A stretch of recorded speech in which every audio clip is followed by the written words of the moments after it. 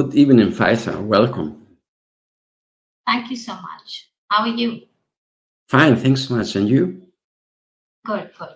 A little Good. bit tired, but good. Yes, me too. I have a very long day today. It was crazy, but it's okay. I'm so thankful that you're here tonight. Thanks so much for taking your time. I know this is very You are. late at your place. Thanks so much. So tonight at Pepe's bar, Pepe's Cafe, I'm drinking a tea because in Germany it's quite cold these days. So what are you drinking?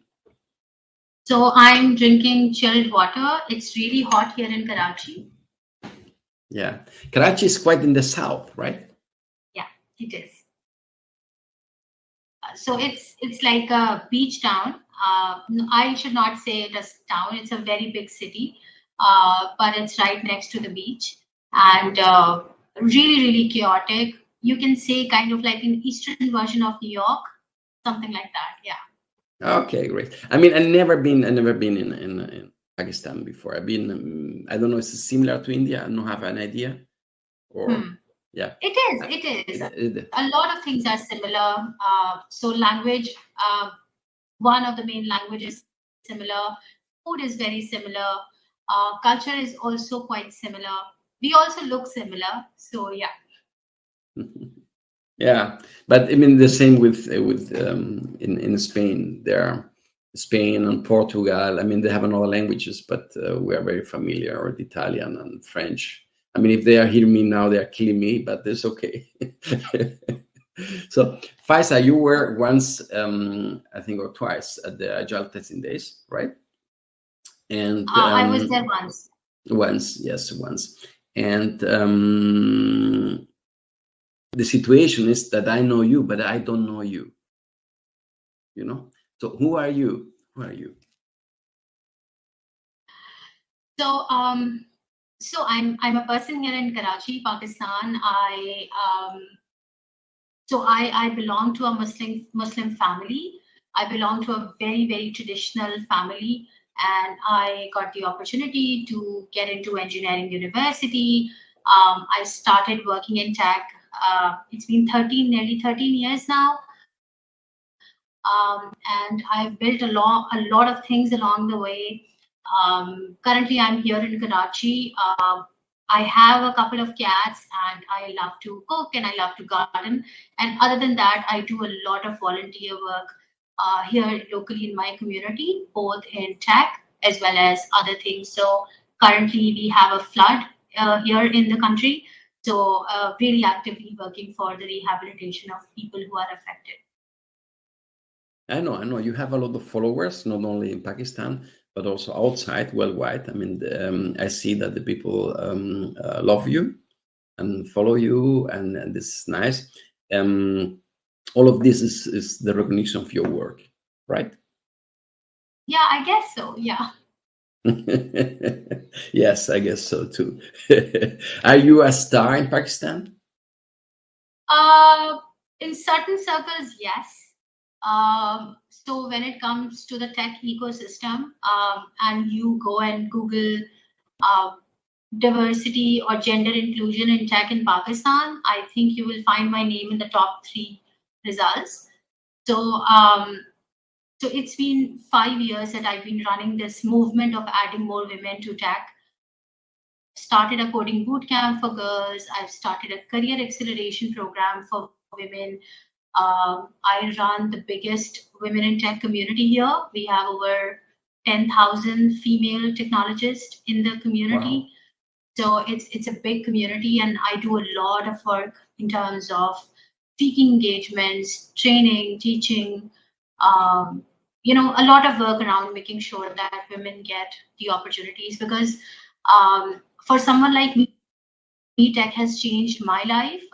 If I got a lot of opportunities to travel, to work, to make my own money, to do a lot of things that a lot of women do not get the opportunity to do here in this region. So I wanted to make sure that they also get the opportunity. So that's what I've been trying to work on for the past 5 6 years, and so far I'm seeing a lot of changes. So really happy about it. Yeah. So yeah, what I see is that you don't really be afraid or you don't avoid to speak out things. I think that even there are controversy or whatever, and I think that is very important, and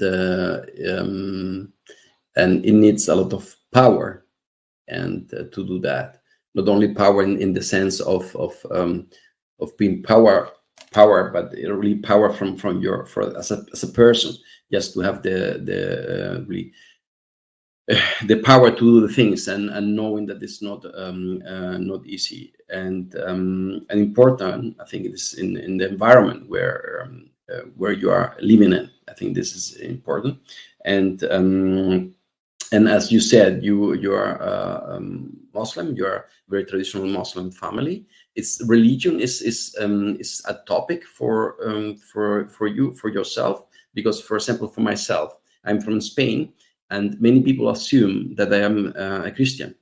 I'm not. I'm atheist. My wife, my children, they are my gods. I mean, that's the people that I love, and I do everything for them.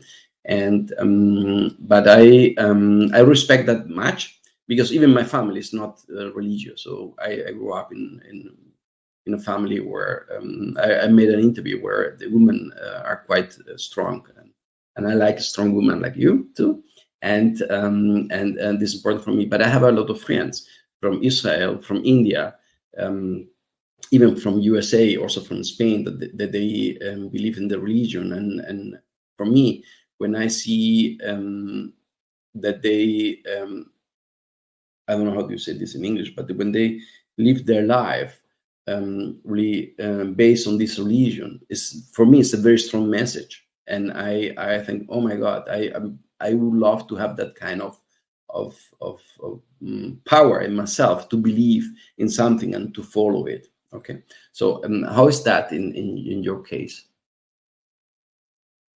So I am a practicing Muslim, and from the look of it, you know that I cover myself. So it's a message of modesty, which means that when you and I talk, gender is out of the question.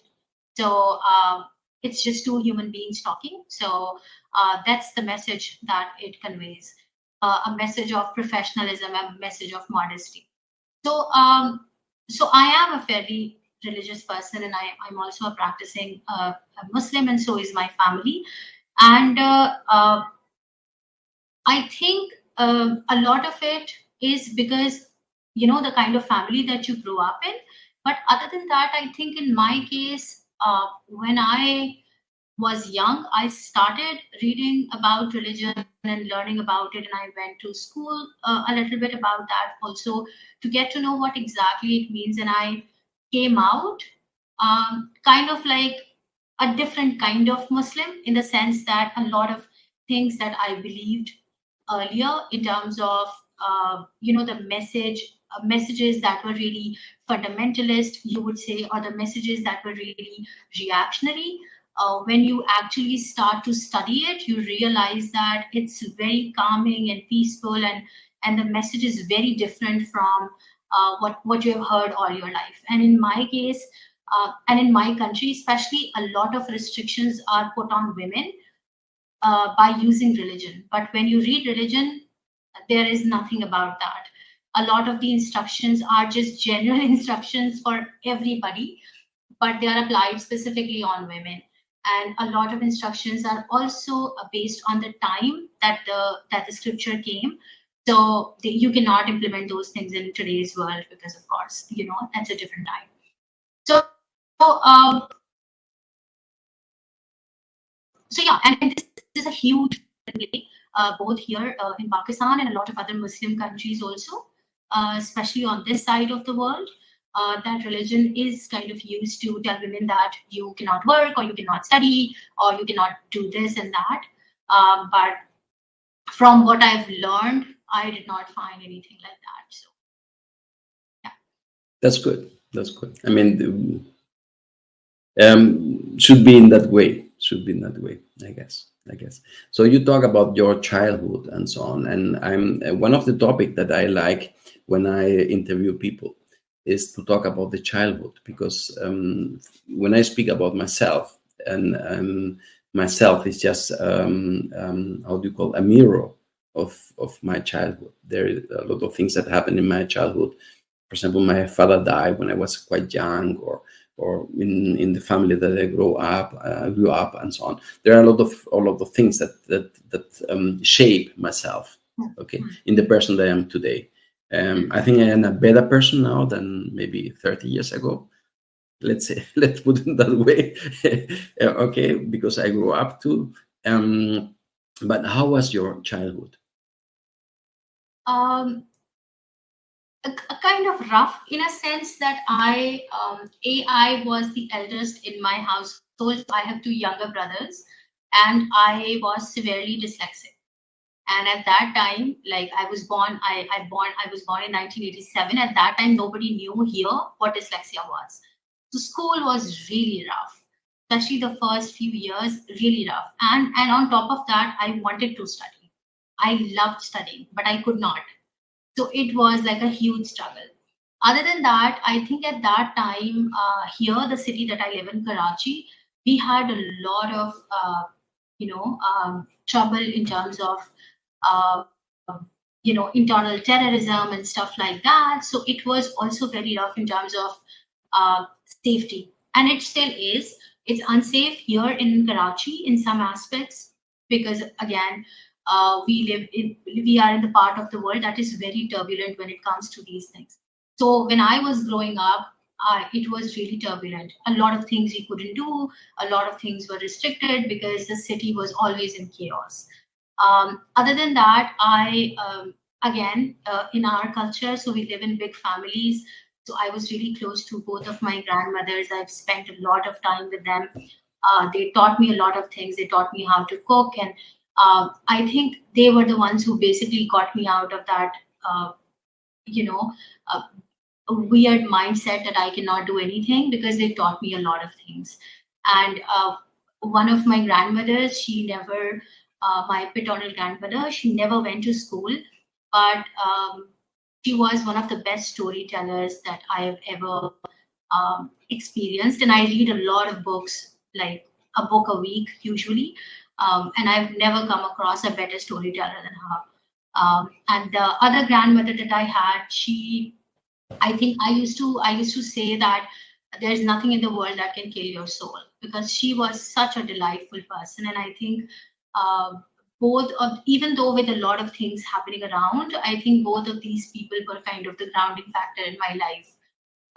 Really strong, independent, opinionated women who knew what they wanted and who were really in your face. Like they would never back down with their arguments, and I really love that about them. So they must be very, very proud about you. And I think so. And in my family is similar. The women are very strong, and I always said, I mean, when for me is because I see my family. You recognize also, in my opinion, that the man is also strong when he led is the wrong verb. When in his support that the woman really develop and has an opinion and do things and so on and so forth. And for me, when I see strong women, I work. I love to work with women, and I'm working with Janet always every day. Nowadays, also with Elisa every day, and so on. And I love her because she's so strong, so strong. And this is amazing. I can tell you, I will interview her too on that, and I will go deeper on that. When I hear about your childhood, I mean, I assume, I don't know if this is right, but that you didn't grow up in a normal family. That's right. No, it was fairly normal. So I both of my parents were around. My mother is a homemaker. My father is a very, very wonderful person. But again, because I was and I still am a trouble kind of person, in the sense that I have a lot of opinions, and I am I've been a rough child to handle. I would say that I've given a lot of tough time to both my parents. So I was closer to my dad and both of my grandmothers instead of my mom, because my mother always tried to kind of discipline me and teach me to be, uh, a decent child. But I was really aggressive. I still am, but I was really aggressive. And I think a lot of that came from this consistent failure of not being able to learn or read or do things. So it made me really, really angry. And then I guess another thing that happened is that when I grew up, I kind of stopped getting scared of any kind of failure, because I know that going back to square one is fine. There are days when things will get rough, but you will get back, and it's going to be okay. So one of my teachers, she taught me that if you can't get there directly, just remember that some people may experience the scenic route. So you are taking the scenic route. It's fine. If it takes you a little bit more time to learn or a little bit more time to process something, it's fine. And I think that really shaped me, who I was. And I also grew up in a family with very limited resources. So my dad was just doing like a normal. He was an employee at a company, and we had a very small household that I grew up in. I've studied from public schooling, public college, public university. So never had the money to go to a private university or a private college, for that matter. So yeah, but again, I think that when it comes to my childhood, it was a lot of the memories that I have of both of my grandmothers, and very, very fond memories of that. Yeah. Yeah. You are frozen again. No, you are back again. Okay, so I mean, there's always when you get the support in the family, and this could be direct or indirect from someone, your grandparents or grandmothers or your mother, your father, then it's easier. I remember that when I was young, I wanted to become a chef, because I like cooking very much and still love it and do it. And from time to time, I am really enjoy doing a lot, and the most of the time the taste is good. It's okay. So I don't need to hide myself, let's say, in that way.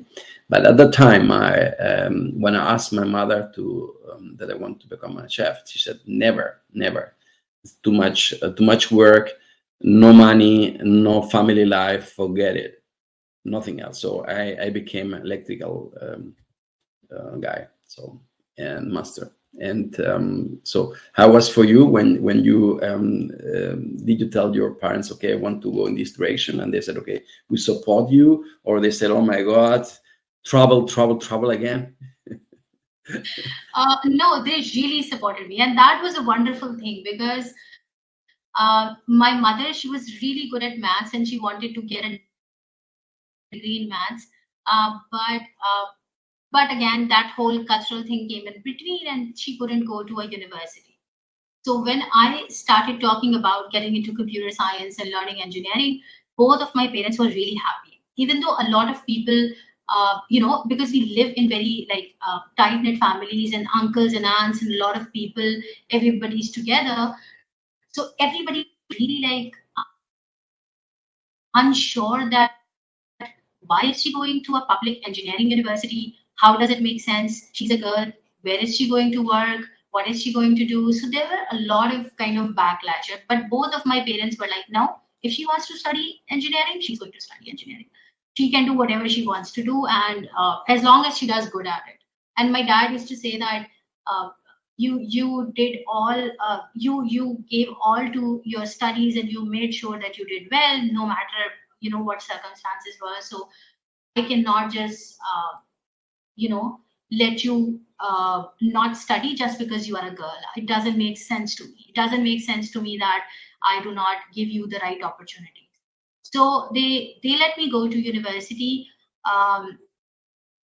and later on, I also went to the same university. I did my master's from there also. So they were really, really supportive and still are. So, I studied, I worked, I traveled, traveled, around the country a lot because of my projects, and they were always really, really supportive. Now is with my husband that I think that since I got married, things have improved a lot for me because a lot of the workload that I had, now he has taken over a lot of things. So it has become easier for me to do more of the things that I love to do. Okay. After you married? Yeah. Ah, okay. Okay. Interesting. Interesting. And why did you choose computer science? I chose it because I loved playing video games. One of the things that I love doing. And I used to play a lot of fighting games. So there was Mortal Kombat, Counter Strike, then Sega games, you name it. So I loved playing computer games. And the second thing that really fascinated me was that it really helped with my dyslexia. So word processing, audio instructions, these things really help for somebody with a learning disability. So for me, reading written words, so if you write something down and give it to me, it will be very difficult for me to know what you have actually written because every kind of alphabet is going to get mixed into another alphabet. But if it's typed, it's really easy. And I'm a really fast reader. So computers made it really easy for me. So I used to do a lot of my note taking, even when I was in school, on a goes the time when I was in college. So it became really easy for me, and I realized that this is the kind of work that I want to do, and I want to get into computer science. And initially, I thought I will get into game development, but later on, I fell in love with programming, and then I fell in love with testing. So I moved from here to there. Oh. How is, I mean, if you look at your life and also and the way you went to university, the support that you got with your family, the other your friends or other females in Pakistan, do they have the same options, let's say in that way, like you, or they have to struggle with all things more? So these days, I think it has gotten better, but like 20 years ago, it was really difficult because culturally, a lot of times women are not expected to work. Men are usually expected to provide for them, be it their fathers, brothers, husbands, sons, whoever is there. So they expect women to get an education, but get an education that is just an education. So not something like an engineering degree or a business degree or a accounting degree or something like that turns into like a job or a career. So do go, but you will not find a lot of them in professional education. So they will be doing a degree in psychology, maybe a degree in biology, a degree in English, or something else. So it was difficult because families did not expect to know that if she's going to get an engineering degree, the next thing she's going to say is that she wants to work. And that was something that they did not want you to do. So they would tell girls that, go to university, go to college, study something simple. Don't get into engineering or don't. So, but these days it has become really, really easy in terms of companies also coming forward and having really good policies for women. When I started working, company that I started, separate washroom or a place to go to, it was just a room where everybody was sitting. There was no privacy in the sense. So we do pray 5 times a day. 3 of those times come during the work hours. You need to take like a 10-minute break and go and pray. So there was no place for women to pray. There were no maternity leaves. There were nothing at all. But now, after 13 years, now a lot of companies have adopted these things. And for the past 6 years, I am the one who's just trying to, push all of them to have policies. So I've written a framework for companies here in Pakistan to, make workplaces safe for women and non-binary people and trans people and stuff like that. So a lot of work is now being done and things are changing because there is visibility now and there is safety now and there are laws now. Yeah. I mean, for me, it's a powerful message that you are sending here. That what are you doing there, and how the things are possible. Because I think that the most of the people coming from the Western world, like myself, when you read or hear about Muslim, so you normally don't see the chance that the woman has like you, and it seems like and there's possible there, and this is for me a very positive feeling. Yeah. Also knowing that all around the world, even in the Western world, there's in Spanish we will see that not everything that is shining is gold. Okay. And because even here women are also struggling, of course, on another kind of level, but you see that for example, you have still a quite payment gap between women and men. Not in my company, but in other companies. That's true already for years in my company. And you see, for example, that if you go apart from the business, because the business is at the end a mirror of the society, and also in your home.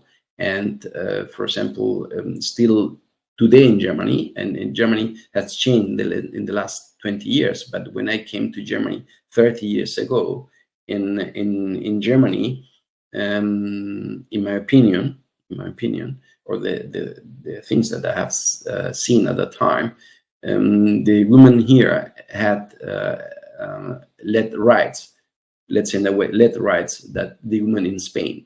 Because I have seen things here that I never had seen in Spain. A man could never do that in Spain.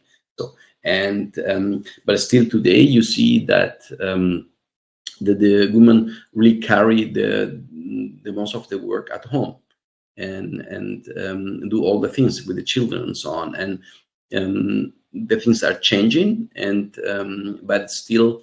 I think the young generation is doing a little bit better, but it's still in my home, in my place, and I have to admit that. I mean, at the home, I would say no, because my wife take care about the laundry, but I take care about buying things and cooking, and the cleaning. We have a person who is doing that, so that's not much. But about the children, so I would say that she's doing 80% of that. I bring the kids to school, of course. Sometimes I pick up them from school too, and I do the things. But I'm also traveling the most of the time doing things, so I'm more busy, and that's why she's doing that. And this, in our case, this is the normal. Okay, but it's not normal. She's also busy, and I think that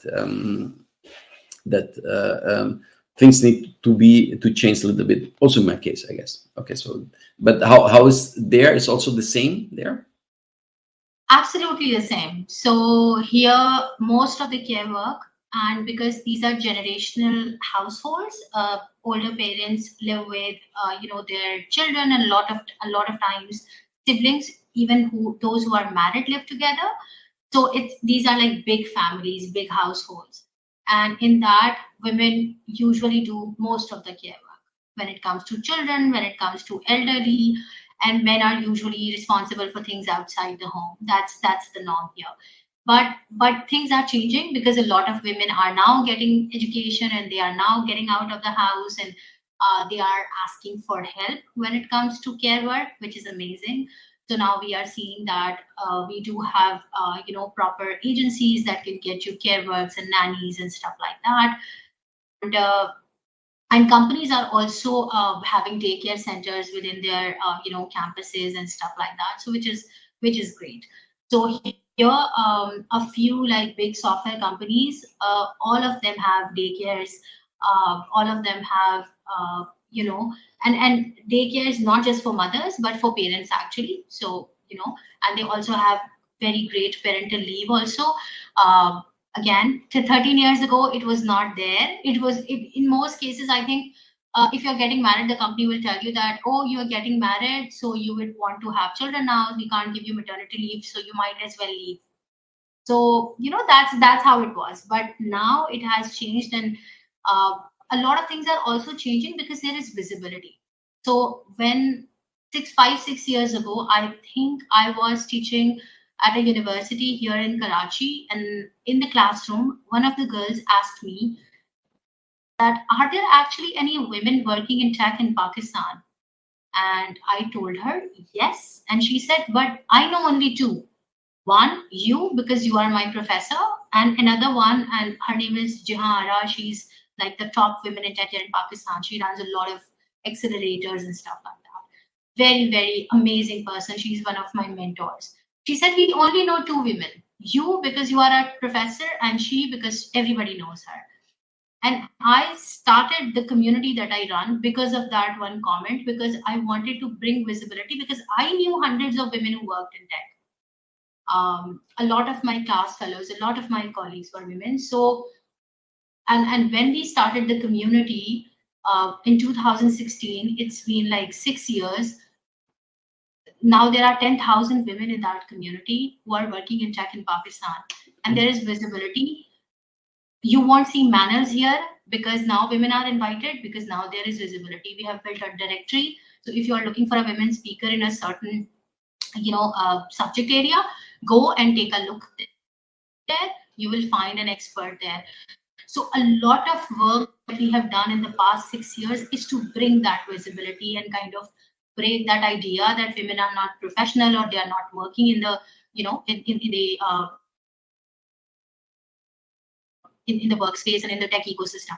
So visibility is really, really important, because once you tell people that there are people and there are role models available, the younger people would want to follow them and would want to reach out for advice and reach out for mentorship. Yeah, I think this is an amazing. I mean, I think you are talking about your Woman in Tech Pakistan, right? This association, right? Yeah. Okay, that's amazing. I think that is important. I mean, we have been working on similar things in the Agile Testing Days, trying to bring people to the stage, to that they see that there's a role model there, that there's not only the white man, blonde white man there. There's other people. There is room enough for everybody. This is really the world is so big. The world is so big, and there are so many people really with a lot of knowledge. And you see, for example, that it's not only about women. It's also about cultures in different countries. For example, if I am from Spain, and I think in my generation, I am one of the few one who speak English. The most of them they don't, and even the young people, they are struggling with the language because they speak Spanish. That's it. And then when you see what they are doing in Spain, what kind of projects they are doing there, and they say, hey, you have to go to the Agile Testing Days and present that, because what you're doing is amazing. They say, yeah, but I don't speak English and I don't like, and so on. I say, okay, so it's difficult to get people outside Spain to speak there, because it's also a culture thing, and there is enough people. And the same is in Pakistan. There is a lot of women there who are really amazing and have a lot of knowledge. So as you know, the Agile Testing are open to support anyone. So I don't know if the team already contacted you or not, but if they want to attend the conference for quite less money, so let me know. We can open the door for all of you. And if any one of them want to apply to talk in Germany or in USA or whatever, so they should send a paper, and let's see if we can get a second Faiza there. Absolutely. I think they reached out to me, and I did post a few things about it in the community. And I also reviewed a couple of papers that women sent out to me that they will submit. I will check it again, but definitely. Yeah, they're welcome. I mean, I'd love to see more women. Yeah, absolutely. Yeah, because you see that, of course, we're based in Germany. We get a lot of things from Germany, Europe, from US, but we get quite less from Africa, and from Asia we got also quite less. From India we get a little bit more, but this is a tricky thing, and I think that there are some amazing people around like you. That's very nice. You are really a role model for many people there. I think not only for women but also for men. I think that you are really an inspiration for men too. Thank you so much. Yeah, really, I think so. I think that's and if any kind of support that you need from us, you get it because I think the work that you are doing there is amazing, and it's not enough what we can give you. So if we can do so, let me know. Thank you so much. That's very generous. Yeah. So we get a little bit away from my questions, but it was very interesting. But and I have the last questions for you, because it's quite late at your place, at your end, and so we are in a tea house or in a bar, cafe, whatever, and or a business club, and we have also obligatory questions that you may answer or not. It depends on you. So we have some questions that we tell the same time all the time to the people. So what is your favorite drink? Sorry, what is? What is your favorite drink? What do you drink most or like? So I love tea, black tea. That's my favorite drink ever, with a little bit of lemon. Yes. Okay, that's nice. Do you have a favorite song? Yes, doesn't need to be international. It should be also for Pakistan. Yeah, I do. It's in Urdu. It's a very, very old kind of piece of poetry that was sang. So it's called Dashte Tanhai Mein, which meant that I'm in a desert of loneliness, like that. So it's a beautiful, beautiful song, I think, from the late 1950s or 40s, I guess. Yeah, this is I've been many times in India, and for me, I don't know, I have a partner there. One of them is Rahul. I don't know if you know Rahul Verna, and Rahul can sing very nicely. Oh. And when we were at the Agile Testing Days open air in Cologne, when we were at the beach and in the evening and so on, Verna, a colleague of mine, also a friend of mine, was playing guitar and singing. And then I know Rahul can sing. Say, Rahul, a traditional Indian song. And he was there singing. And for me, it's always so, because you can feel the love. And that's very, very nice. That's very nice. If you could choose, who would be your favorite person to talk in a cafe, in a bar? Which person in the world? Besides me, of course.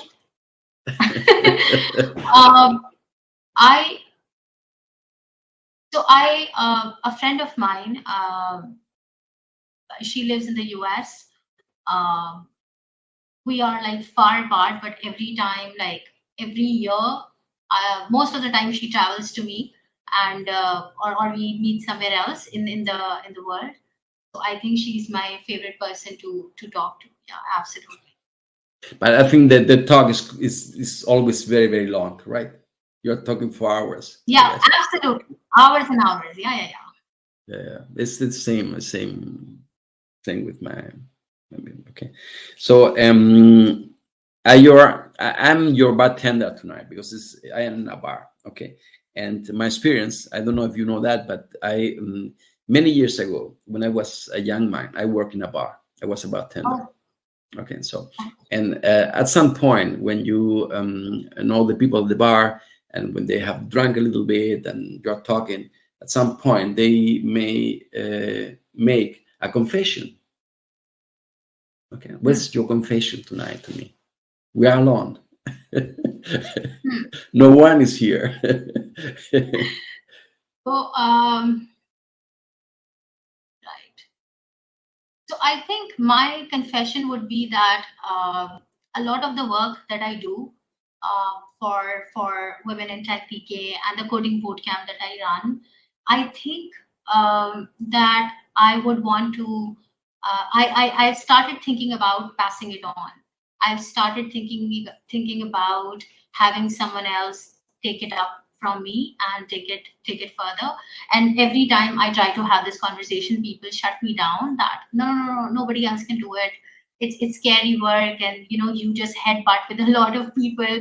It's difficult, and you should not. What are you going to do then? A lot of people say, and I tell them that I don't know what I'm going to do, but maybe in a couple of years I would really want to have someone else take this off me, inherit this from me, and then go ahead and build upon it. Because again, it's a community work, and it's really important, and it should not end here. It should not be dependent on a single person, because a person is fallible, so you need to have other people to take it up. So that's what I would confess to you, that I've started thinking about finding people to give it up to. Yeah. This is more a dream than a confession, I guess, because it's also my dream. But I guess I will still be here, being the host of the Agile Testing Days with 90s, coming with my chair. I say hi. What is the best place on earth?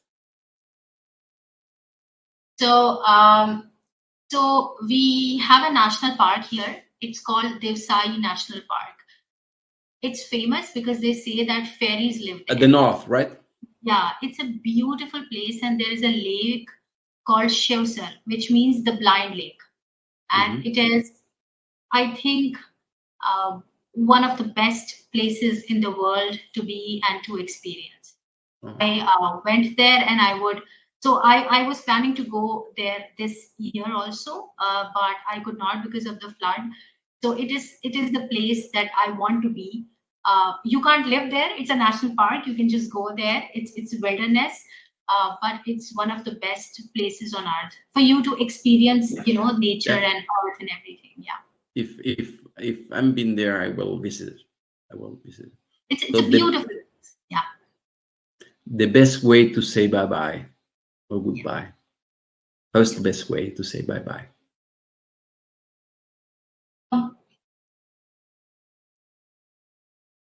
I don't know.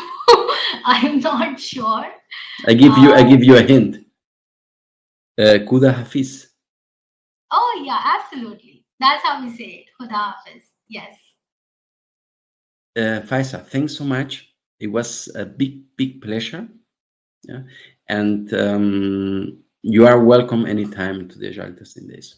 Okay. Thank you so much. Thank you so much. It was lovely to talk to you. Thank you. It was amazing. Thanks so much. I make a picture for us so that I can post it on Twitter. Okay. Yeah. So wait a second. So now. Okay. Thanks so much. Thank you. Bye. Bye.